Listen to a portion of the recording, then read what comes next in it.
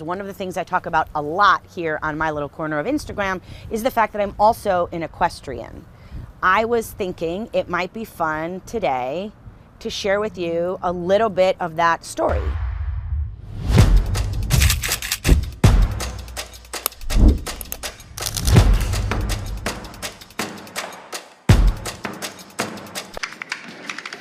If you're ready, hop on, get it in the saddle, see what I did there, and come along for the ride. Get it? God, my dad, these are dad jokes extraordinary. This is my dad coming to visit while I'm filming this. But anyway, so hey, Dad. So I actually started riding when I was 9 years old. There's a connection to Gene of Gene and Durpetti because I was going initially to get my badge from Girl Scouts for like horsemanship. And unfortunately, it was that same week that my grandfather passed away. It was in 1989, and I was just about 9 years old. Up until this point in my life, I was in volleyball, gymnastics, ballet, jazz, piano, tap, softball, you name it. My parents put me in all these different activities, and I kind of did all of them. Like, I was not good at anything. And I was afraid. I would get up at bat to try softball, and I'd be afraid of the ball. So I was terrible. I got in the saddle for the first time in my life, and I felt like I had been seen and heard and felt and all of the things.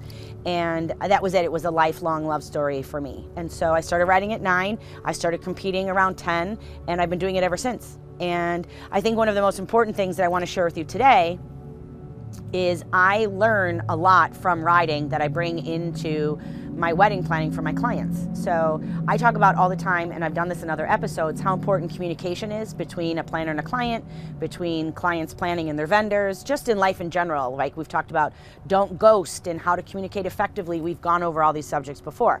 One of the things that I've learned, and the reason I stress this so frequently about communication, is that with my horses, there is a language spoken, but we do not speak the same language. We have to learn how to communicate our own way in our own language. And when you have that experience in life, there's nothing else like it, because you learn how to be extremely illustrative when you speak. Okay, I know this person wants this, so I'm going to illustrate it based on how you have to learn what your horse is telling you or asking from you or looking to you for. And so I think that's a really cool thing that not a lot of people understand. Like, you don't just get in the saddle and like give your horse a kick and ride off into the sunset.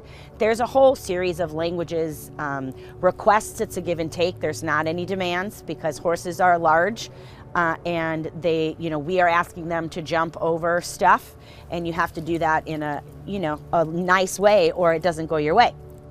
And that's the other thing I want to talk about before I let you guys go, is what happens in the saddle when you're involuntarily ejected from the saddle and you have to deal with that. So earlier last year, I fell and I actually fractured my skull. I talked about it here on Instagram. I actually did a video and I uploaded it and the whole thing. And I'm thankfully fine. I'm now just getting back into the saddle. I was out of riding for 7 months. Psychologically and physically, there's components on both sides of that.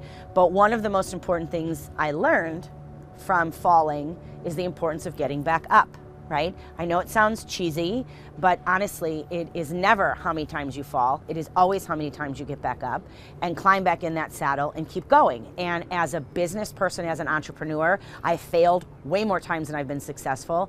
Falling in the dirt, literally on my butt, on the horse, teaches me to get back up there, which has taught me to get back up here, which is how I was able to share these 2 fun facts with you today. And I hope you enjoyed it. If you have any other questions about being an equestrian outside of wedding planning, but of course you can always talk to me about wedding planning too, you know where to find me.